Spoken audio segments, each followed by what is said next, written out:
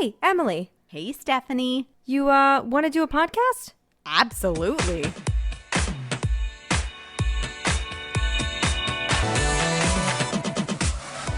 Welcome to Cycle Chats, a podcast to destigmatize what it means to be a woman. This is episode 29, The Birds and the Bees. Today, we get the chance to sit down with busy mom, wife, and educator with over a decade of experience.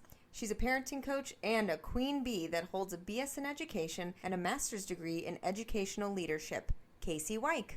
Thank you so much, Casey, for joining us. I'm so excited to be here with both of you. Thanks for having me. Yeah, this is going to be really interesting. I really like the episodes that are geared more towards the parent listeners that we have, because I know my brother listens like religiously every week, and he's a parent. He has, his two kids are 7 and 9, and they're two young ladies. And eventually this is going to be conversations that have to be had, if not already had. So I look forward to this conversation just for my brother, for future self, for anybody who's listening that even just wants to educate themselves. I think it's a pretty cool thing that you do. So that brings me to my first question.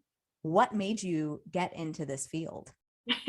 Well, it wasn't, like a clear path. Like I didn't grow up going, wow, I'm going to be a sex educator when I grow up. Though I do have thoughts where I think back to middle school and I'm like, oh my gosh, I was trying to tell people what sex was on the playground in like middle school, I think, and they were running away from me.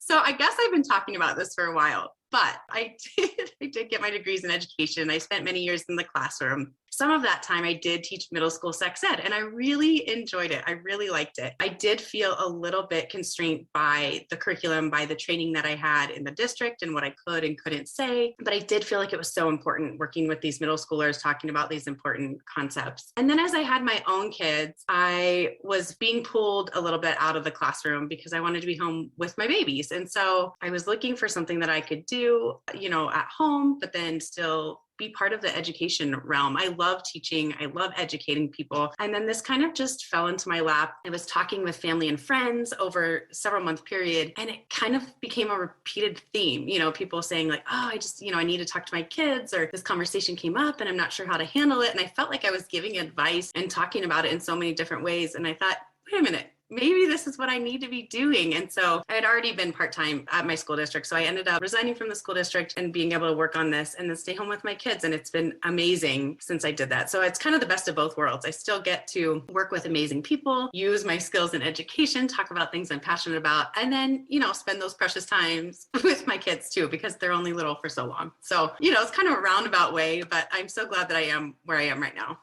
That's so cool. I mean, I know, and we've talked about this before, like sexual health education in schools is sorely lacking because you're restricted in what you can speak about. And if somebody asks you a question, you have to be very careful because of legal issues. So the fact that you did that, right? And we're in middle school, which is such a pivotal time in our lives. And I don't think we realize it until we're older. We're like, oh, right, that happened in middle school. So I'm thankful because sexual education is really important. And since you did get to leave and resign and now doing it in your own light, I think it's important. It shouldn't be a taboo topic. I don't think there should be really any rules about it. I think it should just be open dialogue, because if they have questions, Stephanie and I were educators at a children's theater I was there for 2 years. I think Steph was there for 6. And, if the kids asked us a question, we answered point blank, no matter what it was, just because we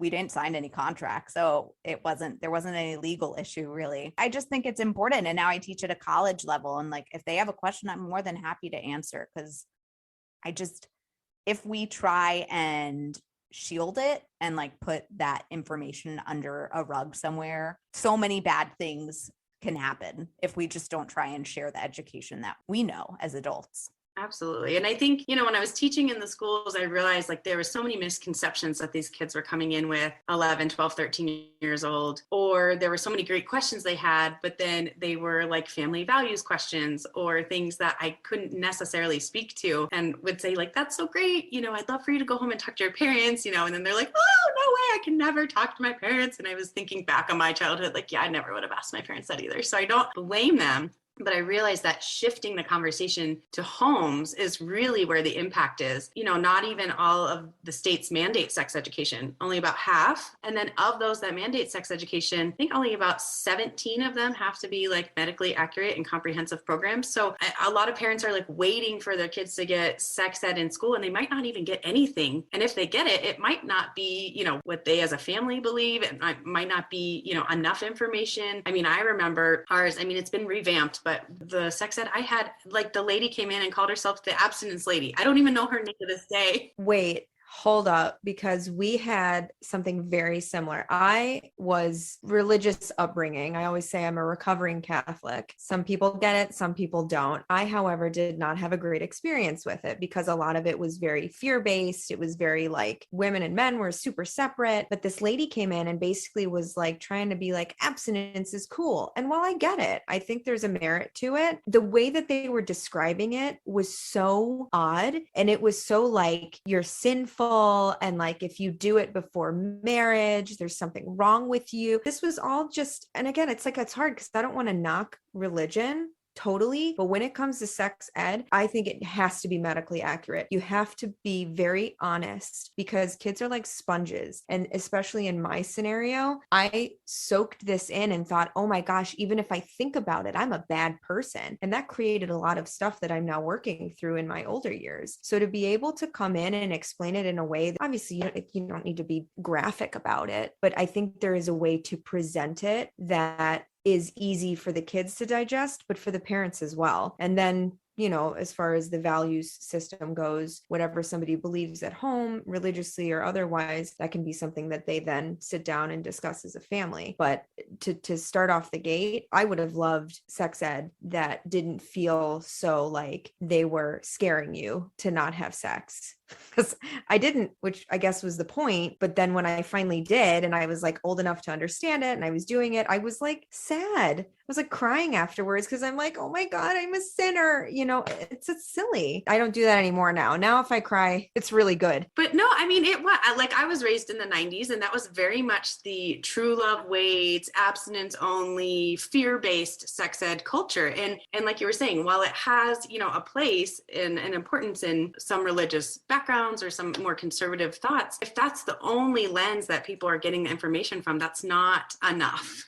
95% of people do not wait until marriage to have sex. That's just the reality. That's what the data shows. And more than 90% of parents will say, I want my child to wait until they're married. But what a lot of times we're lacking is then that like explanation to our kids as to why we want them to wait or what the value is behind that, instead of just this fear of like, don't get pregnant, don't get STDs, don't get, there's a better way to approach it. And so that's what I'm trying to help parents understand, is that we can start young and build up to having these great conversations with our kids and really give them our perspective and our point of view. And if that is waiting till marriage, okay, but they have to have more information than that as well. Because if they are not that 5%, then they need to know. And even if they are that 5%, what happens when they have sex?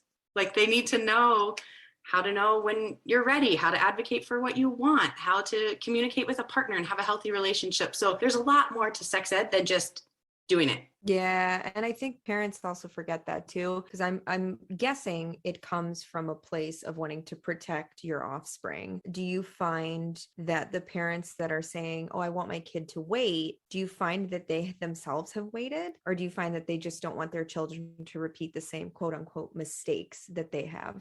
Yeah, I think it's a mixture. Like I said, 95% of people don't. So I would say the majority of people I'm talking to, I don't typically get into their sex life, but they have maybe made mistakes along the way. And I'm trying to help them realize, like, we need to, like you were saying, unpack a lot of our own baggage that we have, our own shame, our own thoughts and feelings that we had, because it's hard to be open and talk about this when we grew up in a totally different time and when we had, maybe parents who didn't say anything, didn't speak about it. And it seems like this new millennial generation of parents wants to do things differently and knows that it's good to do things differently with their kids in terms of talking about sex, but a lot of times struggling with how do we do it?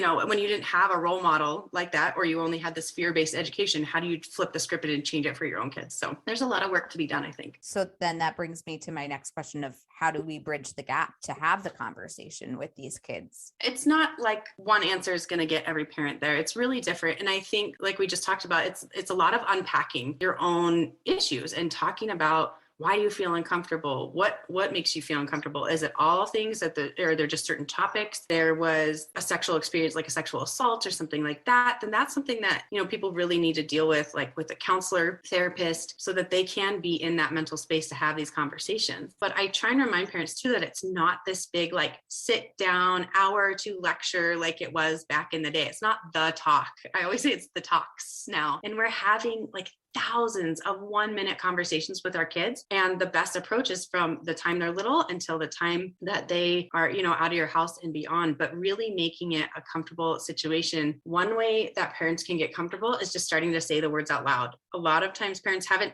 heard themselves say the word, maybe it's a term that like they're afraid to say, like penis or vulva or something like that. And so saying those words out loud can really help. I encourage too parents to write down their values, write out their thoughts, write what they want to say, or talk to a friend about it. Say it in the shower. You might say it out loud and you're like, oh my gosh, I would never say that to my kid. That sounds horrible, but it's all trapped in your brain and you built it up to be this big thing, when really these conversations should be very relaxed and very simple. So I talk a lot about finding different places and different ways to talk to your kids. So like when you're in the car or when you're riding bikes or washing the dishes, take the pressure off. You don't have to look at each other eye to eye. But again, I strongly advocate for parents starting as early as possible, which surprises a lot of people. They'll go, oh, well, when my child's like approaching puberty, I'll talk about stuff. And I have a 2 and 3-year-old and I'm already talking to them, believe it or not. So I'm sorry, I don't mean to cut you off, but yeah, you definitely start to experience these things early. I mean, I remember being young, and what's the typical story that you hear? I was taking a bath, whatever the case was. And that exploring starts. But I think if it's talked about in a normal way, right? We talk about normalizing it. Again, you're not associating that with feelings of guilt or feelings of I'm doing a bad thing. You're just approaching it from a place of curiosity, which I think as an adult with, a partner, curiosity is what the whole experience should be. It should be healthy and curious, and you should be able to laugh if something doesn't work and be able to communicate during the act. And I don't know that we have been taught how to communicate specifically as women. I think we are taught to be very quiet, and sex is a man's thing and it's not, for women. And I mean, I fell into that trap. I remember being deathly afraid to ask for what I wanted. And at one point I was even told, when I was like, I don't like that, the guy told me, I've been with plenty of women before. Like, I know what I'm doing. I'm like, well, you obviously don't if I'm saying I don't like this. Like, what? So I think it's great that you are starting young, because as they start to get older, then they'll maybe add on to those questions. So you start with the basics and then you build, and then they can feel comfortable enough to come to you to say, this thing happened. Is this normal for me to feel like this? Because how many times do women not get themselves into situations? I'm going to be very specific about how I'm wording this, but we face situations where we think, am I doing something wrong? And again, that comes from lack of education. For instance, you're in the middle of something and you don't like it. You have every right to say, no, I don't want this anymore. And that says nothing about your character or who you are. You are allowed to say no, even if you've started. And I know that, again, we've all been in those situations, unfortunately, where you say no and it's not honored, or you're afraid to say it because you're like, well, what does that make me? Right. Or afraid of the repercussions. Are they not going to like me after this? Will someone break up with me, or someone not want to be intimate with me? And I think that's huge. And if you don't have the basic conversations about what sex is and how your body changes and whatever, how do you get to those conversations then with your child about advocating for their needs and teaching them that their desire, especially our girls, right? Their desires are just as important as their partner's desires. And so, I mean, I know that those aren't easy conversations to have, but the more that we talk about it and the more that it's normal, the more we can have those great conversations. Because how great would it have been to have, one of your parents be able to say, like, hey, if you're ever faced with a situation like this, how would you respond? And you're able to talk through it. Or I just want you to know that you're always allowed to say no in any situation. And going through that would be huge, to have someone that you respect and trust be able to help guide you in that way. And we guide our kids in so many aspects of their life. And we think about and dream about, I hope they have great friends and I hope they go to a good school or get a great job. But we don't, as parents, often think about, wow, I hope my kid has like a fulfilling and great sex life. Most parents are like, I don't want to think about that. Like, no, thanks. But really, it's part of who we are from the time that we are born until the time that we die. And we are, sexual beings, and it's part of us, and it's an important part of us. And so it's something that we need to stop shying away from and start talking about. I love that. All communication is everything. I mean, I feel like if we all communicated and shared what our truths were, the world would most likely be a better place instead of somebody else speaking for us, especially as women. I hope for my nieces who are 7 and 9 that they get to grow up and feel empowered to have these conversations, and both their parents are educators. So I think any educator as a parent is just money right there, because you're like prepared for situations. But I know that they're being educated about everything. And just like the way that my brother and sister-in-law talk about partnership with them, they always try and say, well, when you bring home, or if you bring home a boy or a girlfriend, it's always open dialogue. And I think that's important, because if you just try and hide something, I don't know, it's just, you're going to kick yourself at the end of the conversation then when they're hiding and running out of the house at 16 or whatever. I think that's... Kids are really creative, so they will find ways of accessing this information, and it might not be accurate. So Casey, do you come across, when you're in these settings, what are some of the questions you come across that are shocking to you, that like, oh my God, where are you finding this?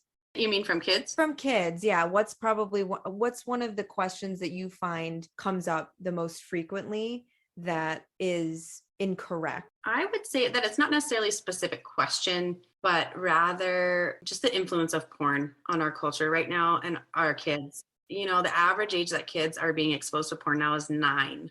So when parents again are like, well, it's a really big topic, that's really heavy, I'm just uncomfortable talking about, I'm going to wait until they're in middle school or high school. Well, if we're waiting until middle school or high school, it might be too late. They've already been exposed, and now your child is trying to deal with all of these things that are not appropriate for their brain at such a young age and process through alone. So we need to prepare them. What I'm seeing is that kids have a false sense of what a sexual relationship looks like. They, are getting confused because in a lot of porn, there is not strong communication. People aren't using birth control methods. The physical appearance of like a penis or a vulva is very different from what you're going to find in real life. And so their vision and expectation of what sex is very skewed. A lot of mainstream porn is also pretty violent towards women, or aggressive at least. And so boys a lot of times will go in thinking like, oh, this girl wants me to choke them or be, more physically aggressive with them. In most cases, the girls don't want that. And so they're not necessarily asking a question like, is what I see accurate? But they have these like mindsets. And then a lot of times it's after the fact, after, maybe 2 teens have been in a sexual experience together and saying, whoa, like that's not what I wanted, or that's not what I expected, because they're getting this wrong information. They're watching something that's fantasy, that has actors and that is made to look a certain way. And then that's not reality. Same with ejaculation. And there's so many things that they're expecting to be different. And then it creates a lot of self-doubt. It creates a lot of, they like feel down on themselves. Yeah. You start to criticize your own physical appearance. Oh, I don't look good enough, or I'm not big enough, or my body doesn't respond that way. And what's wrong with me? And how come that position doesn't feel good? Because I think what people don't realize is in pornography, like, I'm sorry, but those angles, I'm like, that doesn't feel good. Like, it's like, oh my God. And sometimes you hear these women like going off and you're like, I doubt all of that, every single little bit of that. So yeah, I know it. But the false reality, right, of what we just talked about is, that's something that Steph and I talk all the time about social media, and we have this love-hate relationship with it. It's not reality. It's okay if your house is messy. Everybody's house, like, why are we trying to put up this false sense? Because then, like you're saying, these kids that are getting exposed, they all have phones. My nieces are 7 and 9. They have iPhones because they want to be safe. And I get it. But like, they can go on the internet and like look at Instagram and be like, wow, that girl looks great. Why don't I have boobs like that? It's just creating this really bad, harsh thing, especially for young women. And it's just, that's the reality we try and break with this podcast and with how we show up on social media. Because just show up as you are, ask as many questions as you want. If we don't know the answer, we'll point you in the right direction. It's just, we have to stop this, I don't know, putting on a mask. It's not helping anybody. And it's certainly not helping women. So I was thinking, what age group do you usually work with, Casey? Yeah, so it's different. I do one-on-one coaching with families so that, they could have a variety of ages in their household. But I also do workshops, and I try and target them to specific age groups. So I'll do workshops for parents that have younger children, like 2 to 6. And we talk about the basics of setting the foundation. And what do you talk about at that age? That includes things like naming body parts, teaching them basic body boundaries, starting to talk about consent, body awareness, types of touch. We want to keep our kids safe, and we don't want to scare them, but at the same time, we need to educate them about what is appropriate, what is inappropriate, and even talking about how babies are made. And I've even said to my own kids, yeah, sperm and an egg come together and that makes a baby. And we're not at the point where we're going into full sex talks, but I'm laying that foundation so that when I say these words or when we have these conversations, they're not like shocked. They're like, oh yeah, that's like a little bit more than I knew before. And I really like to compare it to like when we teach our kids to read.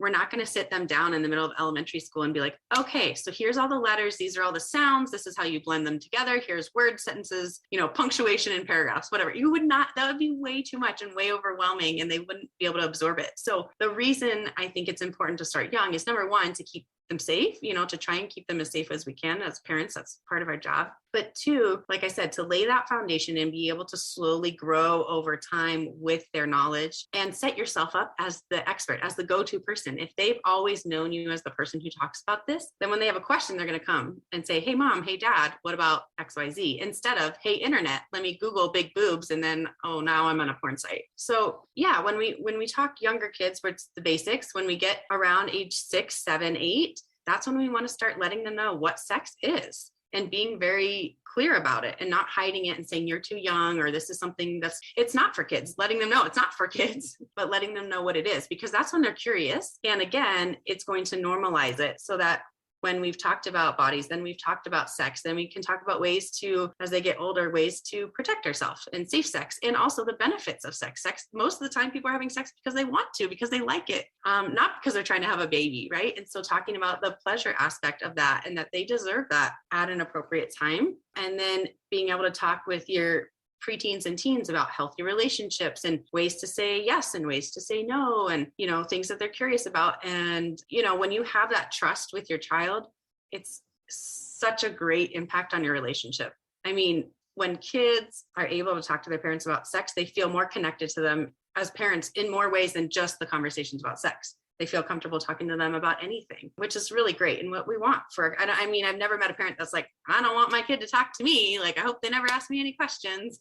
But if we don't give them the opportunity, it's a lot harder to do. Now, I'm not saying if parents are listening and they're like, oh no, like I dropped the ball, my kid's 9 or my kid's 12 or whatever, I guess I won't say anything. No, like it's not, I always say it's never too early or too late, because your kids want to know, whether they ever say it or not. They might say, ooh, gross, mom, like don't talk about that. But deep down, they want to know. I mean, I saw research recently that said 3 out of 4 college students wish their parents had said more. So your kid's not going to get to adulthood and go, wow, they really told me too much. The likelihood that that's going to happen is almost 0. The likelihood that they'll say, man, I wish they had said more is high. So we can get around that by just having these little conversations and, man, using what's on TV. There's so many examples of good and bad relationships, and talking about, hey, did you see that in that show? Wow, what did you think about that? And asking them, because a lot of times they need to process through it as well. So we can use everyday experiences. And like I said, we should be talking throughout the ages. So yeah, I tailor my workshops for different age groups, like I said. So like 2 to 6, 6 to 10, 10 plus, because there's different layers of those conversations we need to have. And if you're starting later, there's a lot more catch up that you need to do, but it's still really important to not just leave it to schools or hope someone else tells them, or say, oh, well, they already know it, because they might say they already know it. But what are they actually saying that they know? Right. And you can say, that's great, what do you know? Or you could say, well, you might know it, but I want to tell you what I know. Yeah. Let's see if our know-its are the same. Yeah, exactly. You said something interesting, how you use the correct terminology. I recently came across a TikTok where the mom was telling her child to utilize the proper words. So instead of saying you're down there, you're no, she's like, you use the word vagina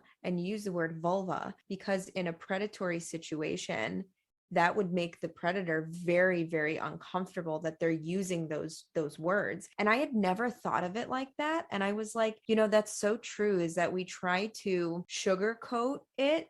And I think we end up making it seem more taboo than it actually is, because that is what it's called. It's called a vagina, and we shouldn't be like censoring it or being like my down there's, or and Emily and I have pins that say my vagina hurts to wear during our period, and it's like, oh God, that's so taboo. Is it though? Because it does hurt. It's bleeding. It's very upset right now. And I like that that's something you implement, because that is what ends up making it feel less sinister, because it's not. And so I think that's an important thing to bring up, is that use the correct terminology. It's important too. There's nothing wrong with it. That's one of the easiest ways that parents can start too. When they say like, well, what would I even say first? I just say, well, start with the correct terms. If you haven't used them, you can say to your kid like, hey, I kind of dropped the ball. I should have been talking about this. I want to make sure you know the correct terms. And so from here on out, I'm going to be saying them, and I want to make sure that you can use them too, and I'll help remind you. And that took me 5 seconds, 10 seconds to say, right? So it doesn't have to be a big scary thing. You're just saying, but for the safety aspect, right? Predator is going to be much more concerned about approaching a child who knows the correct body terms. It's one of the best ways as parents we can keep our kids safe. There's no foolproof way to keep our kids safe from sexual abuse, but someone, when we're telling people, or our kids are saying these words like, oh yeah, I use the correct terms with my child. Oh wow, they, their kid's informed. They're going to talk to their parents about this. So that's one of the best things we can do. But also, for my kids, and I didn't do this right away with my daughter. This is one of the things my husband was saying, hoo-ha. And we kind of like laughed and thought it was cutesy and whatever. And I was like, oh no, you know what? This is not good. Like, we cannot go down this. This is what we did when I was growing up. I never even knew the right words for a long time. We need her to be able to communicate with us, especially when we went through like potty training and stuff. I wanted her to be able to say my vulva hurts versus my vagina hurts. Those are two different things. If her vagina hurts, then I need to take her to the doctor. If her vulva hurts, well, then we might be able to figure it out. She could take a bath, or, like if it's potty training, maybe it's just toilet paper or something like that. And so we have made a conscious effort to shift. And sometimes she'll still say the words. And then I try and remind her, oh, were you talking about your vulva or your vagina? And try and clarify that. And same with my son, we use all the words, and then the other day, poor little guy, he had his underwear on all wonky. And so he said, Mom, my penis hurts. It's in my underwear wrong or something, and I was able to help him instead of just saying like down there, that You're like, I don't know what you're talking about. There's a lot going on down there. Yeah. From like a medical standpoint, I want my kids to be able to say, and then they're used to using those terms, when they go to the doctor, they can say, this is what's happening. Or, I remember my first gynecologist appointment, I'm like afraid to even say the word vagina because I never used it growing up and it wasn't normal. But when we use these words, then like I said, the other conversations come more easily. I saw another sex educator the other day. She did head, shoulders, knees, and toes, and then added a verse about penises and vulvas. And I thought it was cute. And so I did it for my kids.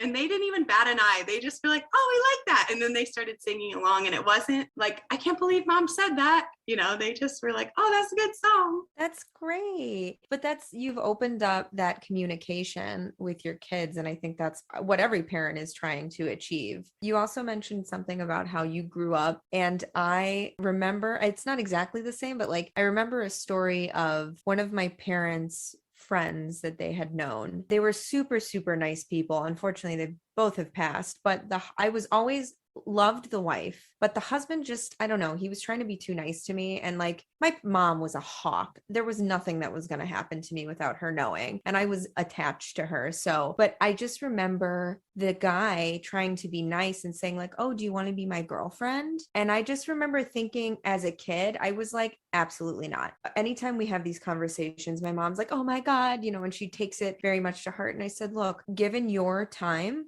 and given how you grew up and what you were used to, you were doing the best you could with the tools that you had, right? You were present there when that was happening. It was a cutesy thing. We knew nothing was going to happen because you knew them and they were very nice people. But as an adult now, that's something I would immediately, regardless of whether that person meant it as like trying to be cute or not, I would have said, hey, listen, I get it. You're trying to bond and make my daughter comfortable, all that stuff, but let's refrain from using that terminology, because I was very uncomfortable. So I just remember thinking like, what is that? Like, what does that mean? And what I had known about girlfriends was that they were supposed to get married to their boyfriends. That's what I thought in my head. So I find it again interesting that we're trying to not only break the stigma of how we talk to our kids, but we're also trying to break the stigma of how we were raised as well. And like the things that were considered normal as we got older,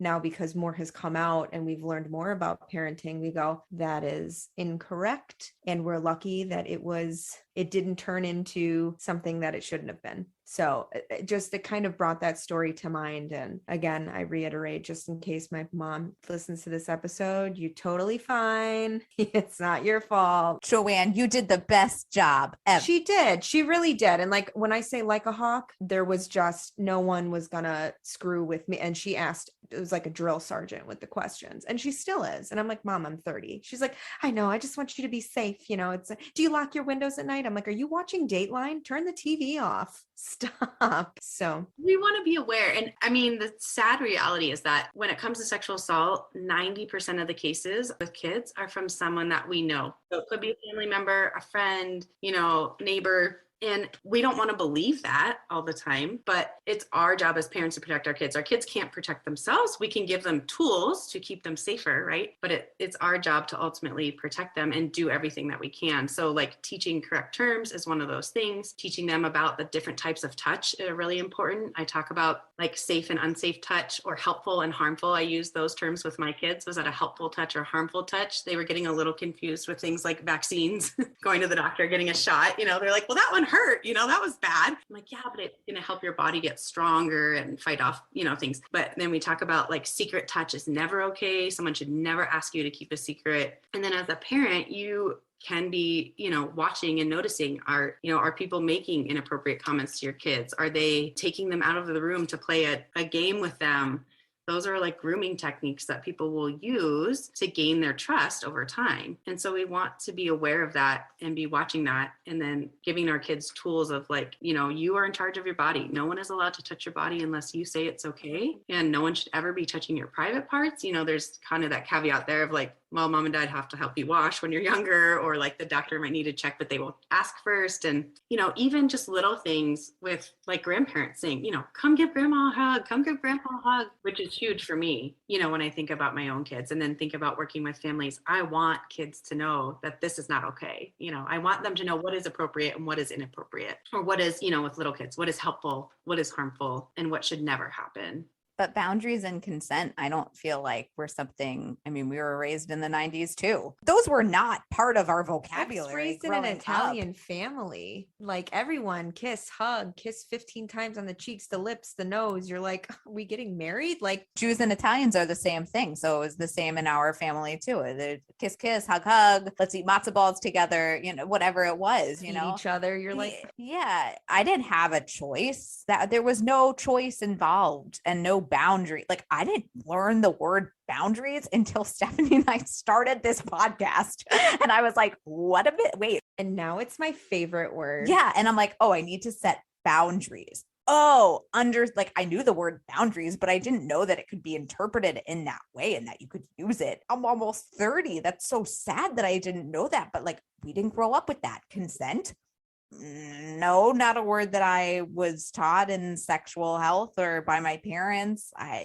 So like, I love the fact that this next generation, and for my nieces, they will grow up in this world where boundaries and consent, those vocabulary words, are just becoming totally normalized so that they can use them on an everyday basis. Like you guys were talking about it, and I was like, I honestly cannot remember my sexual health class and getting the talk and like learning. I don't remember it at all. I don't think the word consent was even used. No, because I remember it being very impactful on me. I was like, what? I was like, this is nuts. This is crazy. And I don't remember the word consent. I just remember it all being about like save yourself for God and marriage. I was like, okay. I don't remember talking about sex at all. The only thing that I remember from my sexual health class is watching a video that was definitely from the 80s about doing drugs and like the kids dying and then coming back as ghosts and like trying to warn the other kids. That's what I remember. But like sex,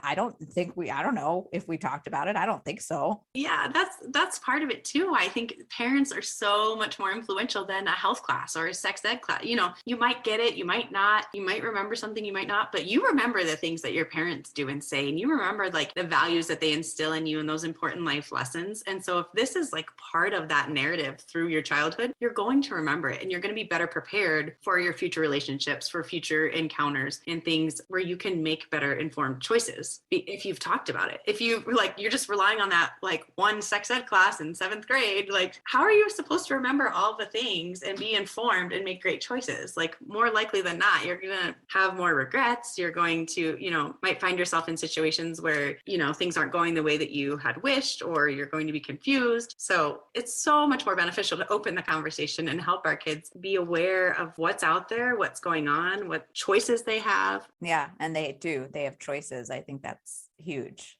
which brings me to my question of what women empowerment means to you. The ability to make your own informed choices that are best for you, and to know that you have tremendous value and self-worth, and that you are capable of doing whatever you want to do. I aspire to raise my daughter like that, to be true to yourself, be true to who you are, and know that there are no limits or boundaries. If you set your mind to something, you can absolutely do it. But I want to make sure that she understands that she has the ability to make informed choices. And if you don't know something, then ask, then find the answer. Then, don't just take things at face value and go on or be confused and go through life, wondering. Amen to that. And then my last question for you is, what advice would you give your 15-year-old self?